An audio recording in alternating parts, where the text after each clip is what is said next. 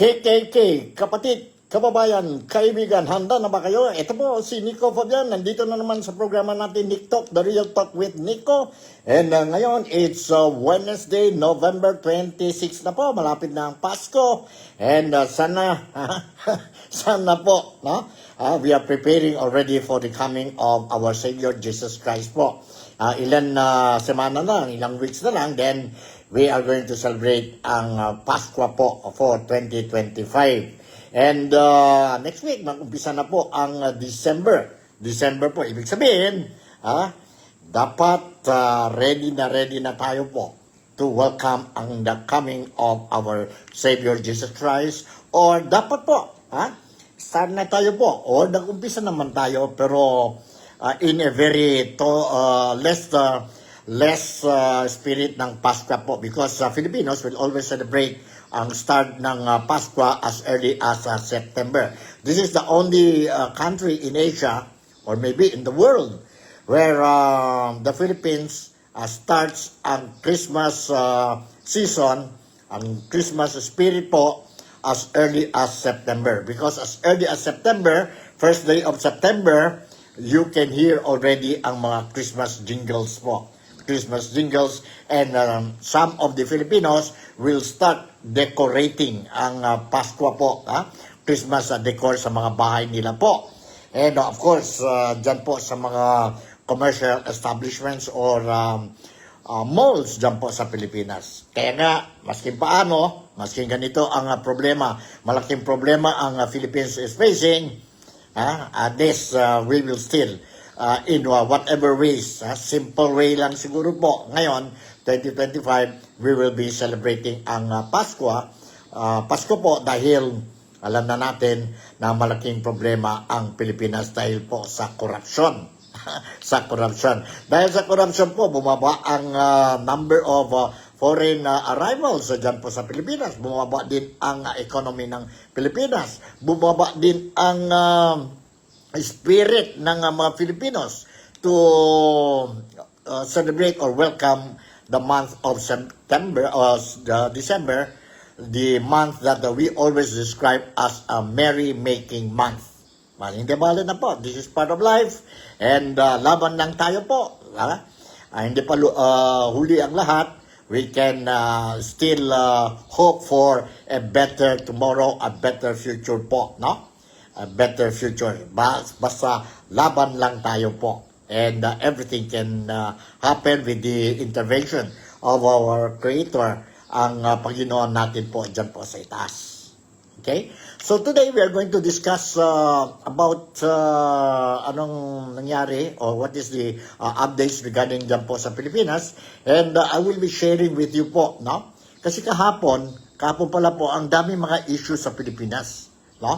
Lumabas ang part 4 ni former Congressman Saldico, wherein he is alleging na mayroon tayong presidente at anak ng presidente po also involved dito po, allegedly involved dito po sa big scandal, corruption scandal dyan po sa Pilipinas, involving not only ang flood control projects but also ang issue ng 2025 national budget, which has been described as the worst national budget in the history of the Philippines. Yun po. And mayroon pa, tainted pa rin ang 2026 national budget, kaya nga maingay ang mga senador natin po. I think yesterday was the last day of na sila ng national budget, and after that, once they will approve ang national budget, then it will be handed over to the president for the president to scrutinize and finally sign the national budget for 2026. That will be a GAA, General Appropriation Act Bill, GAA po. So, let's see po what will happen. But in the meantime, ito lang muna po. We will discuss some issues. Isa po is, mayroon tayo dito video clip na interview kay Inday Sara Duterte yesterday po, dyan po sa Pilipinas. And itong issue issue ni Harry Roque wherein it was nagiging viral ito po kahapon dyan po sa social media sa Pilipinas po dahil nag-announce na po ang local media dyan po sa Pilipinas na arestado na po si Harry Roque dyan po sa Netherlands. Only to find out po na hindi yon totoo. Hindi yon totoo po. So mayroon mga tao, mga Filipinos, not only dyan po sa Pilipinas, but ang mga overseas Filipino workers po, no? OFWs natin, not only sa iba-ibang parte ng mundo, but also mga overseas Filipino workers dito po sa Malaysia, particularly dito po sa Sabah, of which I am here in Sabah, Kota Kinabalu po. We were saying na ano ba ito? Fake news ba ito, no? Sana lang po before ang mga media, now this time ang mga media po, no? Sana lang po ang mga media before coming out with the news, with that particular news na arestado na si Harry Roque, no? Si Harry Roque doon po sa Netherlands dahil na-cancel na ang passport niya po, Philippine passport. Sana lang po nag-verify muna before putting out the news so that ang mga tao will not be confused of what is really happening. May mga haka-haka po na itong mainstream, some of the mainstream media po sa Pilipinas is ano ba yan? Sabi nila, bayad daw po, bayad daw po. Sana hindi yon totoo kasi pangit po, no? Because we are the fourth estate, no?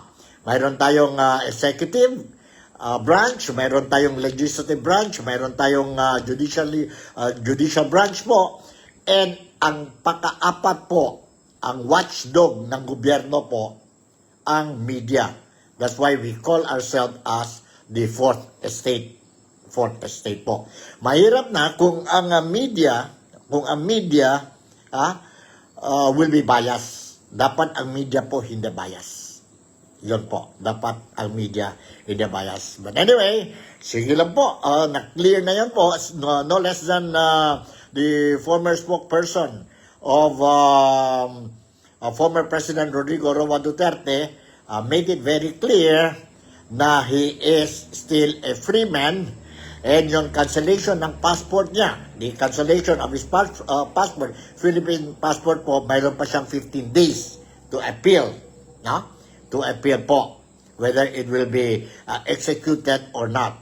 But later on, I am going to share with you ang explanation ni Attorney Harry Roque dyan po sa The Hague when he was interviewed by no less than ang kaibigan niya din po, very maingay and strong criticizer of the Marcos administration, and I'm referring to no other than si Maharlika Vlogger, si Claire Maharlika Vlogger yan po. Later on, I'm going to share with you. But in the meantime, eto muna po. Allow me to share with you ang interview ni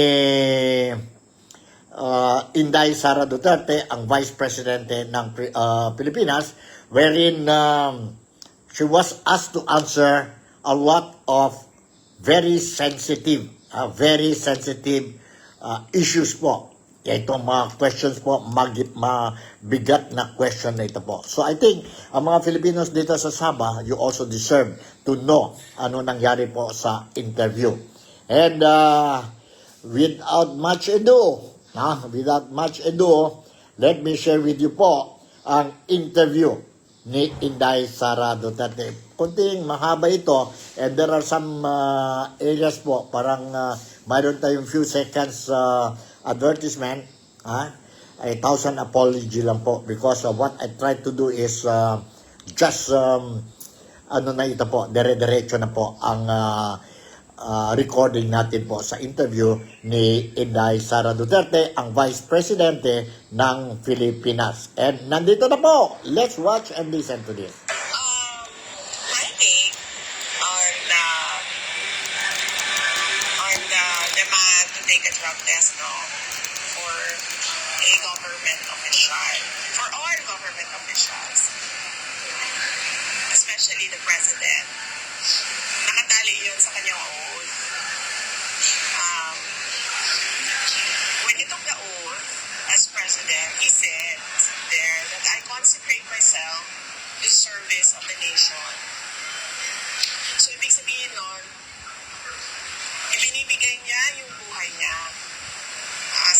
yan. So, ibig sabihin nun, ang nagmamayari ng buhay niya ngayon ay ang taong bayan. So, kapag sinabi ng taong bayan na gusto namin mag-drug test ka, hindi ka pwedeng hindi. As president, as vice president, hindi ka pwedeng humindi. Kasi that is a question on your competency to lead. And to erase all doubts on your competency and your decision-making skills is just to do the drug test. Kasi wala namang rason kung bakit ka hindi. Sasabihin mo, pride, hindi ako, ayaw ko mag-give in sa inyong mga paninira sa akin.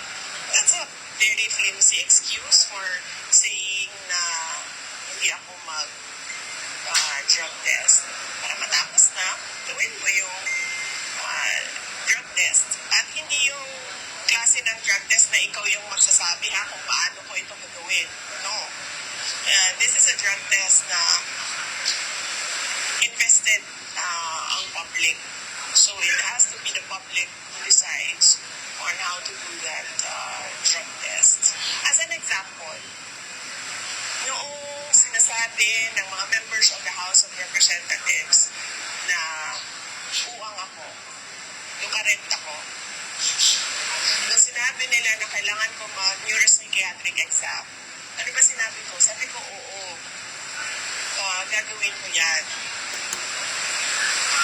Tapos nung sinabi ko, oo, gagawin ko yan, wala na silang sagot, diba? Tumahimik na sila. So I was waiting for them to set up the House of Representatives for me to take that neuropsychiatric exam para masagot na. Hindi pwedeng humindi ang President and Vice President sa drug test. And huwag siya mag-alala. Huwag siya matakot. Sasamahan ko siya. I'm sure sasamahan siya ni Senator Amy. Magpapadrug test din yun. Ako, kahit na konti na lang yung naiwan sa buhok ko, sige, magpapadrug test din ako. Huwag siyang matakot. Kasi para sa bayan naman yun eh. Hindi naman yun para sa yung sarili namin. May mga panawagan ngayon or with all the allegations of corruption against the government and against the president, and as your constitutional mandate, as successor of the president, if anything will happen beside the Marcos, how do you uphold the constitutional mandate as the successor of the president? How do I uphold? Ang email? It's automatic. Yes, ma'am. In case Are you of... ready, ma'am? Of course. Of course. There is no question about my readiness. I presented myself to you when I was a candidate for Vice President with the understanding that I am the first in line in succession. Pinesenta ko sa inyo, tumakbo ako bilang Vice President, pinesenta ko sa inyo yun, ang sarili ko, at alam ko na first in line ako sa succession. Wala nang tanong doon kung ano ang gagawin ko. Yun ang mandate sa akin ng Constitution. At alam ko yun, nung ako ay tumakbo. At binoto ninyo ako as Vice President, knowing that I am the first in line. Your comment po on mga bayan black school na hindi lang si PM ang mag-resign, pwede po and then establish a transition council. Your comment? Ang sa akin, I have an oath as Vice President. And I said in my oath to preserve and defend the Constitution. So yan yung trabaho ko. Any extra constitutional movements or actions is beyond my sphere. So kung gusto nila na gumalaw sila labas sa Constitution, eh nasa kanila na yan. So do you think takot lang nila to take over the government?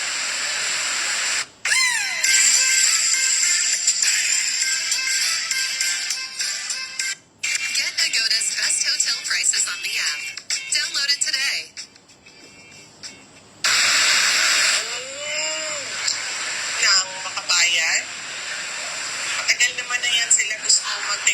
siya government eh. So, ano, I don't think it's a tactic. It's matagal na yan. Gusto ng makabayan mag-take over ng government. Matagal na yan. Matagal na rin nilang alam na hindi nila kakayanin. At saka hindi nila magagawa yan.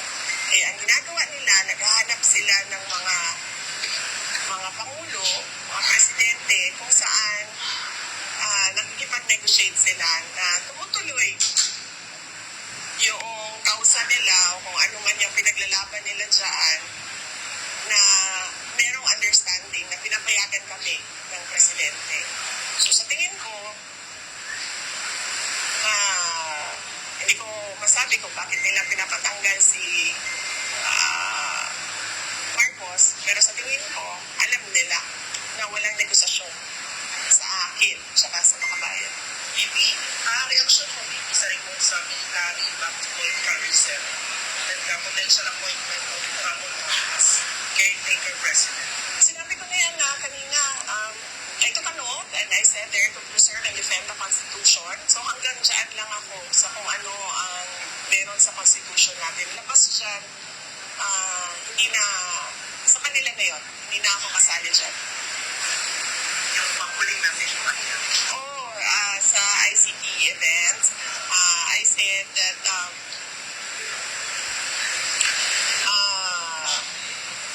we are behind, no? The Philippines is behind in terms of, I think na misunderstand ng mga tao. Walang problema sa private sector. Kasi alam nila what is out there and what they can do for the Philippines. Meron tayong problema sa gobyerno.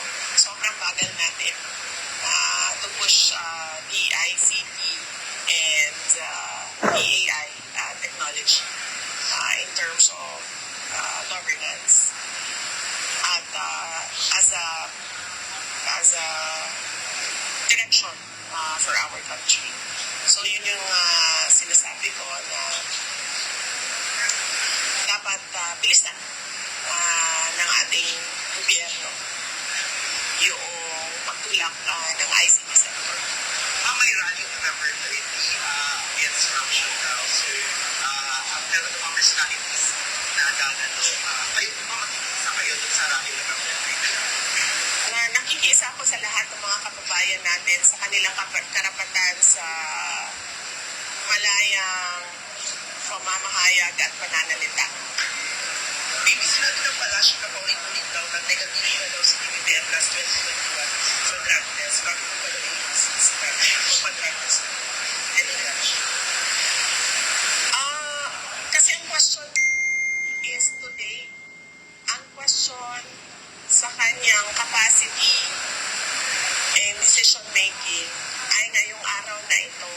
Hindi siya tanong noong na dated sa 2021. The question of the capacity and the decision making capacity of the president is dated November. Ano date yun? Year lang. 2025. Is dated November 25, 2025. Therefore, the drug test must be taken November 25, 2025. Kasi ngayon yung tanong, hindi naman ang tanong noong 2021 eh. Hindi ba dated 2021 yung tanong? Ang sinasabi ni Senator Ivy, kailan ba yun? Siya nagsalita. Last Sunday? Last Sunday yun. That is the date. Alam mo, mahilig lang kasi yung palasyo ba na i-gaslight yung mga tao at ilihis yung usapan. Dito may payo ko ngayon sa gobyerno kasi nagkakagulo na naghanap ng corruption. Baka may payo ka, vice advice. Ayoko na magpayo sa kanila kasi nakikita naman natin na wala silang sinseridad para sa taong bayan. Ayoko na magbigay ng payo sa kanila kasi kitang-kita na nawala silang sinseridad sa kalagayan ng taong bayan at kung saan papunta ang ating bayan. Alright, yun po, narinig natin ang interview kay Vice President Inday Sara Duterte yesterday. Yan po nangyari, no? So, let's touch a little bit on ang interview. And during the interview, klarong-klaro po, sabi ni Inday Sara Duterte or Vice President Inday Sara Duterte na ang presidente, ang Vice President is a public figure. Na? Public figure. And being a public figure, silang dalawa, or anybody na sa gobyerno po, they cannot say no kung mag-demand ang tao to do something. As long as it's lang po, dyan lang po, reasonable. Kagaya yon na drug test po, no?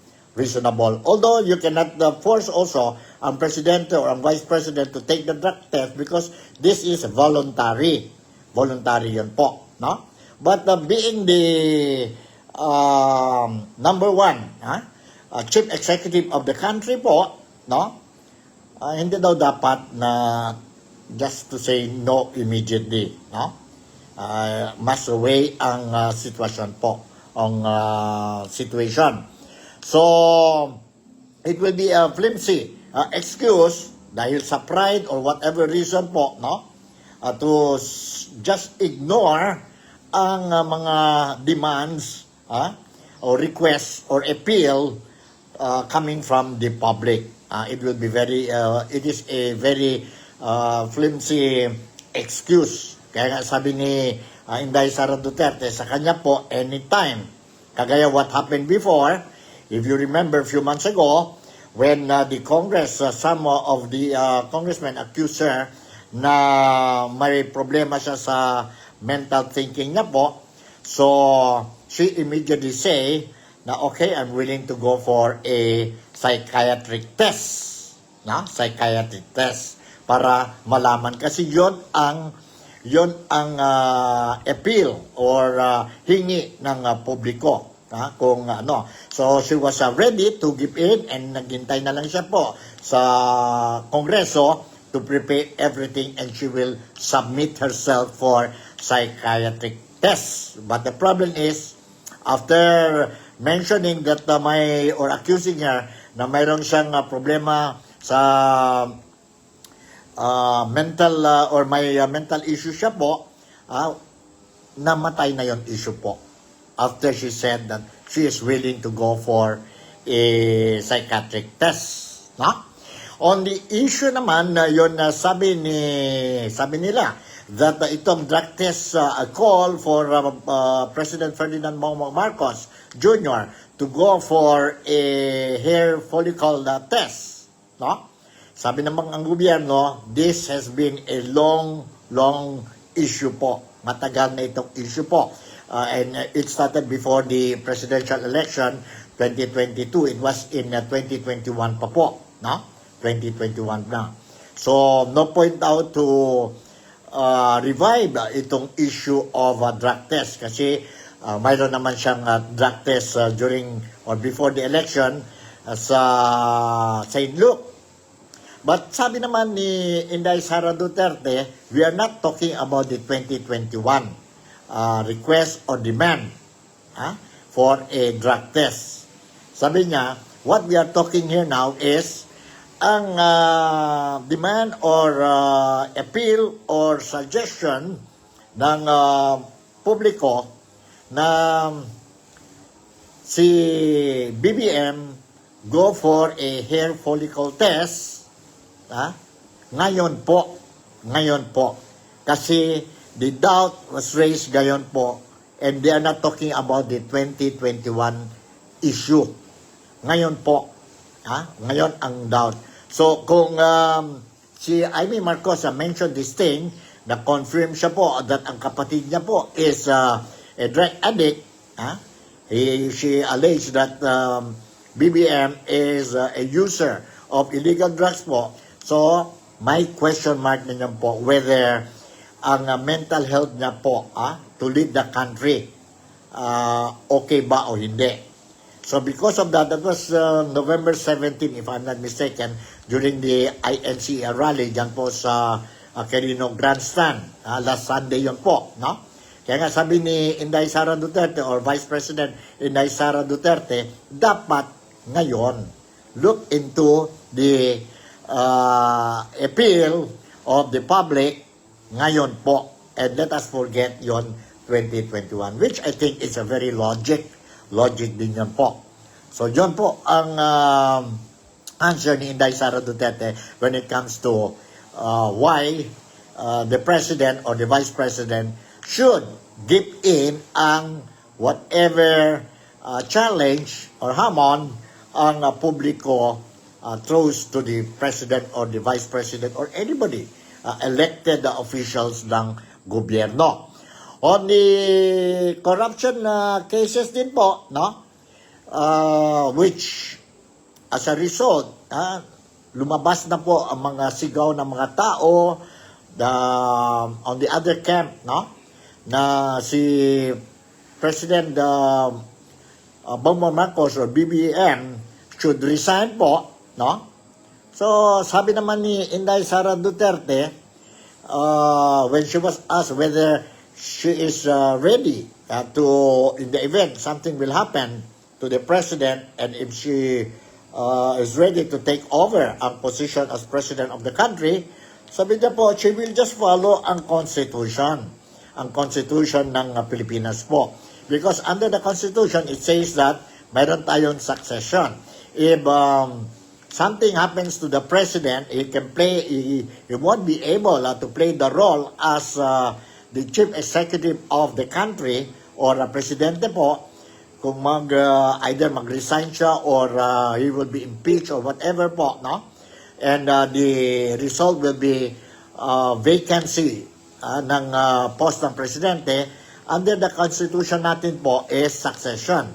So under the constitution, the next person in line will be ang vice president. Ang vice president po. In the event, hindi din pwede ang vice president po, the next in line is the Senate President. Kung mayroon pa rin problema sa Senate President, the next one who will go up, dyan po sa succession policy natin po sa Constitution, ang House Speaker or ang Speaker of the House ng House of Representatives. So, yun po sa Constitution natin. Klarong-klaro po. Kaya nga sabi ni Inday Sara Duterte, o Vice President Inday Sara Duterte, alam na niya po when she was elected as Vice President, garnering more than 30 million votes, no? She knows what is her role. And tayo po, we know what is the role of the Vice President. Spare tire lang po ang Vice President po. Spare tire lang siya po. Kung something happens to the President, then the Vice President will take over. May mga joke pa ngayon po. Ang Vice President na any country po, yon practicing ang democratic form of government, sabi nga nila, ang role ng Vice President is to wait until the President will die or hindi na siyang kaya to play the role of a President. So, succession niya po ang Vice President. So, sabi ni Inday Sara Duterte, Vice President Inday Sara Duterte, sa kanya po, she will just leave it. Ang niya po, ang role niya po, based on the Constitution. Anything outside the Constitution, she don't want to be involved. That's why you did not hear any word from Inday Sara Duterte calling for the President to resign. Mga ibang tao, they call for resignation of the President. But si Inday Sara Duterte never mentioned or call for the resignation of the President or si BBM. In fact, the only thing that she has been very vocal is do something about ang system ng gobyerno po.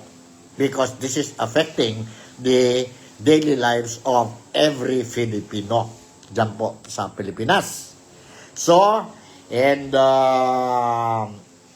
sa answer niya po, she said, laging handa ako po. I'm ready in the event something happens to the president, and as under the Constitution, she has to take over. Now, tungkol naman sa question, ang Makabayan na bloc is asking her to resign. Sabi naman ni Inday Sara Duterte or Vice President Inday Sara Duterte, sabi niya, they are calling for her resignation because they know, itong grupo, they know that there is no negotiation sa Vice President po, itong Makabayan bloc, because ang purpose ng Makabayan bloc is take over ang gobyerno ng Pilipinas, which she said it will not happen. It will not happen ngayon, and it will not happen in the event she will take over as the chief executive of the country. Alam yon ang Makabayan bloc. Alam na nila yan po that against na talaga ito si VP Sara. Alright, ano pa? Ano pa ang tanong sa kanya regarding whether anong advice niya sa gobyerno ni Marcos Jr. Sabi niya, she don't want to give any advices po because she believes and she sees that ang present administration is not sincere in trying to protect the interest and welfare of every Filipino and that of the Constitution. Kaya nga, mayroon tayong problema ngayon. Problema ngayon. So, yun po ang interview ni VP Sara po by the reporters dyan po sa Pilipinas yesterday. So, klarong-klaro na po, no? Klarong-klaro na po. And kung sakali may mali ako po, I would like to ask 1,000 apology. But this is what I understand based on what Inday Sara said in the interview yesterday dyan po sa Pilipinas. Okay? So, next issue na naman tayo po. Sa inyo po, what do you think? Kung may mga comments kayo po, don't forget just to send some messages to me po. And we will see po in the event is worthwhile putting out, then we are going to make sure that your comments will also be heard. As far as ang mga Filipino sa Sabah po, 100% po, we totally agree with the statements of Inday Sara Duterte. Okay, ang next topic natin po regarding si Harry Roque, no? Si Harry Roque. So, let's watch and listen to this interview of Maharlika or conversation between Maharlika, ang blogger, and si Attorney Harry Roque yesterday ito po sa programa niya po. Let's watch and listen to this. Kasi alam kasi ng airline, bilang commercial airline, na meron akong tinatawag na medical passport. So, nung nakita nila ang medical passport ko, na meron akong certificate that I'm unfit, ayun na, no? Biglang naantala na ito dito ng aeroplano at kinailangan linawin ng kapitan kung talaga ako'y pumapayag na lumipad. So, nung nakita ako, tanong ako na talaga ako pang lilipad. Sabi ko, I thought I had no choice. Akala ko talaga lilipad sa government. Kasi pa naman ako para lumaki. Kaya laki-laki na nalubos sa Netherlands. Dalawang beses na ako inoperahan. Pakakapit ko sila susuwayin pa. Dalawang beses na ako nalinapos sa Universal Healthcare. Kaya sabi ko, hindi mo naman sa kontra pakikinapan ng Universal Healthcare. Pero hindi na naman ako. Hindi na naman ako. Ikaw ba ay talagang gusto mong lumipad? Sabi ko, syempre hindi. Kasi sabi ng dalawang doktor na nag-opera sa akin, hindi ako dapat lumipad. O, hindi nung sinabi ko yung gano'n, sinabi naman nung taga-immigration ata yun, hindi ko alam kung sino yan, baka airport police, but we have a certificate na ikaw ay fit to fly. Sabi ko, alam ko yan, dalawa yung ito na nag-certify, pero ginawa lang nila sa akin. kinuha nilang blood pressure ko at saka yung oxygen ko. Samantalang yung mga doktor na nag-issue sa akin ng mga medical certificate, mga doktor na nag-opera sa akin. So anyways, cut a long story short, hindi na mapaabot dahil in the end, of course, yung paniniwala ko talaga is what prevails. No, sino paniniwala ko is sarili ko doktor na nag-opera o yung doktor na kinuhanan lang ako ng blood pressure at ng oxygen. So, hindi po ako natuloy sa flight sa Vienna. Dinesembark po ako. At buti na lang yung mga nagpamasak, yung mga Pilipino na mga tagahig ay hindi pa ako nagpunta sa airport at nagsasama-sama kami ngayon at magtatahalian na. Alright, yun po, narinig natin si Atty. Harry Roque. Mayroon pa tayo isang video clip dito and of course, I want to share it with you again. No? Itong video clip, let's watch and listen ang continuation po ng conversation between Mahardika the vlogger and Atty. Harry Roque. Hold on po, sandali po. Isang version na nangyari. So, actually, tanggap ko na, okay, pupunta na ako sa Austria. Kaya lang, napapalitaan ko nga na ang daming fake news na inuwin na raw ako ng mga autoridad at papapalitan ako sa Pilipinas. So, importante na meron akong prueba na hindi ko lang papalit sa Pilipinas kaya pinitsuran ko yung picture ko sa Vienna. Tapos, yung pinitsuran ko yan, hindi pa ako linalapitan ng kusan. At hindi pa ako linalapitan ng airport. Kasi, masunurin naman ako eh. Punta nila ako sa Austria, sige, hindi naman nila yung petition ko eh. Doon lang ipag-process ang aking asylum. So, madali naman para po rin ako ng asylum. Pagkaman, nangangamba ako na bakit talagang atat na atat na paalisin ako na Netherlands papuntahin ng Austria, no? So, yung pinost ko yung aking boarding pass, yan was immediately before lumapit sa akin yung kapitan at saka yung dalawang airport police. Pero meron palang version at isa pa, kaya ako pinababa talaga. Meron palang isang mukhang militar na pulis pala na Pilipino na maski bago pa ako pumasok ng aeroplano ay picture ng picture. Napansin na pala yun ng police Netherlands. Okay. Kasi hindi ako tumaan sa usual way eh. Hinatid ako ng kotse, tapos pinakit ako ng aeroplano diretso na sa tube. Doon pa lang pala, meron na nag-picture sa akin ng mukhang sundalo o pulis na Pilipino na naka-business class pa. So anyway, wala akong alam. In fact, ngayon ko lang nalaman ito. Ngayon na nakalabas na ako ng airport at nakakain, ngayon ko lang nalaman ito. Yan pala yan ang dahilan kaya ako pinababa. Kasi, talagang inakos ng pulis pala yung Pilipino. For security reason. Oo, at talagang tinignan ng telepono. Kumpirmado na kinuhanan ako ng video na 10 seconds. So, ang sama ng loob ko, bakit nila pinalipad yung taong yun? Dapat hindi nila pinalipad dahil as an asylum seeker, alam naman nila na may banta talaga sa buhay ko, no? At yung talaga ay prueba na parang ang gobyerno natin ay talaga naglagay ng tao para subaybayan kung saan ako. Hindi ko alam kung ano pang plan na ako ako'y nakarating ng Austria, no?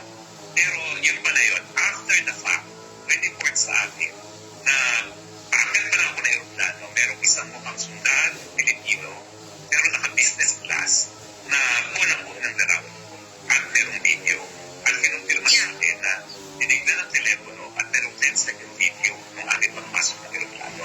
Kaya ako naman, iniisip ko naman baka meron lang yun. Pero ang description is military looking na Pilipino, no? Well, anyway, Actually, yun, hindi bumaba ng aeroplano, tumuloy. Kaya pala, inabangan nila kung mababa rin yung Pilipino yun. Kasi nagtataka ako pagkasabi ko, ang tagal, pinababa na ako, ang tagal ng mga pulis. Yung pala, inaabangan nila kung mababa rin yung Pilipino yun. Hindi naman bumaba.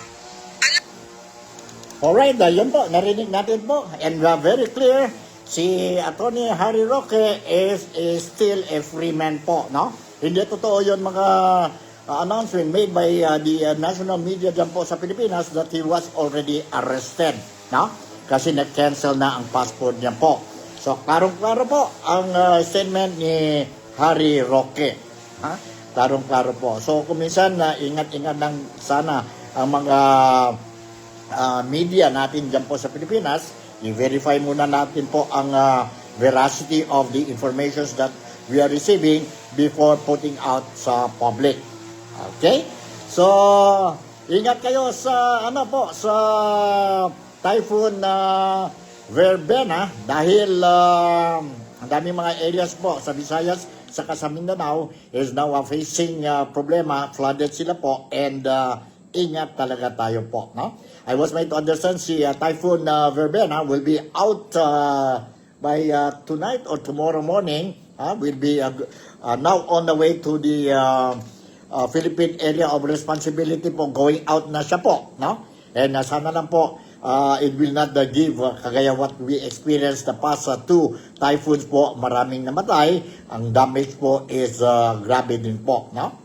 So ingat tayo palagi. So hanggang dito na lang siguro ang programa natin for today, Wednesday, and I will make sure that whatever info I can gather galing sa Pilipinas po para sa mga kababayan, kaibigan, and kapatid ko po dito sa Malaysia, dito sa Sabah po, I'll make sure that you are going to get the news. Huwag natin kalimutan po, may mga ingay-ingay na ngayon dyan po sa Pilipinas, na mayroon na 3 generation daw po dyan sa Pilipinas na nagnanakaw ang pera natin po. Sabi nila, LAA, Lolo, Anak, at Apo. Sino yan po? Kayo nang bahala. So with this, I would like to say once again, si Nico Fabian would like to say thank you very much for making me a part of your day today. Mag-ingat tayo, and Godspeed. Godspeed. Malaysia, sama ng Philippines, God bless us all, and I'll see you in my next episode. Bye, and I love you all.